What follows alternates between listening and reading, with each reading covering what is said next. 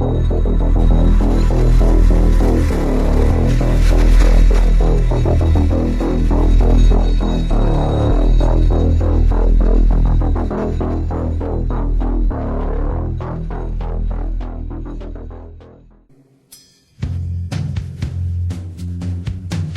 name is Nassim Saabs. But the ceremony, by the way, was human sacrifice. And the leader of that ceremony that night was George McGovern. That's why when we did the broken cross, we drew his picture into the broken cross as a person practicing human sacrifice. But after the ceremony, I went down to San Antonio and decided that would be the perfect place.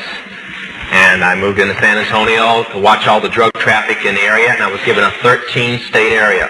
That totaled out to about 65,000 initiated witches and wizards, priests and priestesses.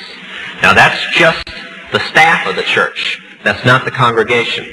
So if there's that many ministers in that area, you can imagine what the population is.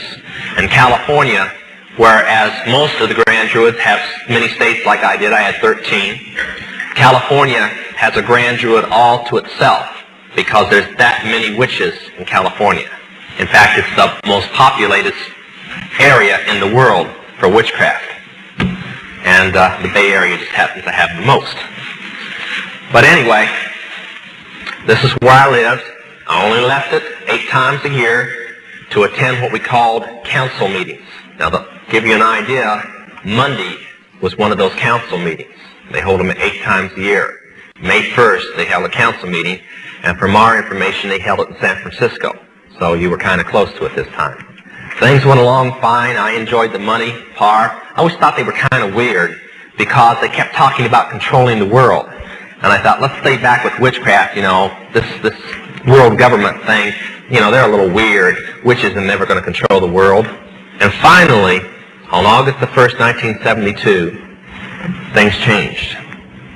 Courier from the London Embassy, a member of our United States State Department, arrived with a courier document pouch sealed with the crest of the State Department, brought it through customs unopened, nobody could touch it, brought it in to San Antonio, and I was hosting the meeting this time. And it was on Latimus, August the 1st. The man came in, laid the pouch down in the temple room up in the casino building, walked out, and left it. He wasn't to know what was in it.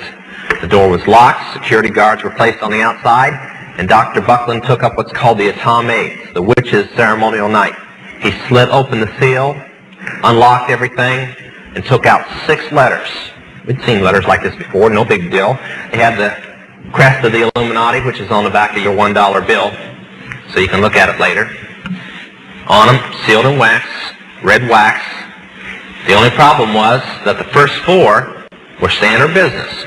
They only contained checks, bribe checks and so on. Usually bribe checks start at about $500,000 to give you kind of an idea and work up into the millions. But then they've got almost all the money in the world. Why should they worry? You spend a $5 bill and you panic. For what a $5 bill feels like to you, $1 million feels like to them. So believe me, they've got the financial strength to do it. The 5th one was totally different. It's very thick, about 30 pages, and it was handwritten. Now, according to the laws of witchcraft, if anything is religious, it must be written in a special ink with a dip pen, and the person who's writing it own handwriting. Nobody, you don't dictate it. It doesn't get typed up. Nobody writes it for you. Now, in the Illuminati, the Rothschilds are not humans. They're not just the richest family in the world. They are gods in human bodies. More or less the counterfeit of what Jesus Christ was when he was on the earth. They're the sons and daughters of Lucifer in human body, and his wife and so on. So that this council that I was on is the private priesthood of those gods. And when those gods talk, the priests listen and the priestesses listen. Then they tell political people. That's why a handful of witches have so much power over so many political people. Because they're simply just like a tape recorder for some very powerful people that everybody else considers to be holy and to be gods. So we opened this one in Philip Rothschild's handwriting, and it would have been the same to, it was like, the gods sent their own private message. So we opened it up, Dr. Buckland started reading it.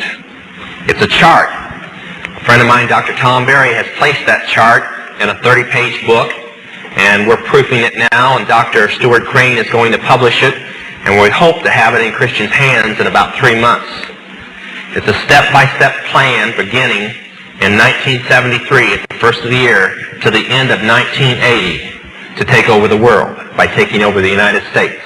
Now, before you think that that's impossible, I've watched the news over the past 5.5 years, and they're not only on schedule, they're a year ahead of schedule. And when I told people this 5 years ago, they thought I was crazy, like a lot of people think now. When I told them that we were supposedly not going to have any fuel, although we were going to have it, and that the gasoline prices were going to go sky high, I even told them a crazy story that the farmers were going to go on strike and the coal mines were going to close down. Now, I wonder where I could have gotten a crazy idea like that. And I was saying it 5 years ago. Only when I went on the East Coast this time, nobody was laughing because they were getting cut back on electricity and people were only working 20 hours a week because there wasn't any coal. So after reading this, I thought, these people are really crazy. You know, crazier and crazier. But I stopped laughing when I read the 6th letter. It was in Philip Rothschild's handwriting too. Now before I tell you what's in it, I want to say something. The Mormon doctrine and the witchcraft doctrine are almost identical in how the world began. According to the witches, Lucifer chose his son and his daughter, which were married, to come to the world and lead the rest of his little kids down here. Believe it or not, you're supposed to have landed in a flying saucer. And they landed here, and man was just more or less assuming their shape from apes, and they intermarried with man, and that's how, well, the original people were the witches that arrived, and their children became the witches, and the ones that they didn't marry with are the mortals. If you remember Bewitched, you remember the doctrine of witches and mortals.